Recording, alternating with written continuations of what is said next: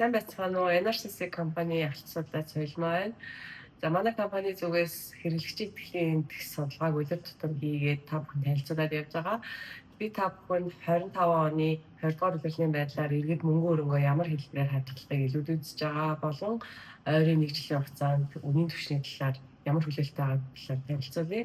25 оны 20 дугаар улирлын байдлаар иргэдийн 37% нь мөнгө өрөнгөө төгрөгөөр 30% нь бие төрөнгөөр 22% гадаад төлөвтөөр хадгалахыг илүүдэлжээ. За төгрөг болон гадаад төлөвтөөр хадгалахыг илүүдэлж байгаа иргэдийн хувь бол тус бүр 4 бүгдээр өмнөх оны мөрөдөө арчилгад өссөн байна.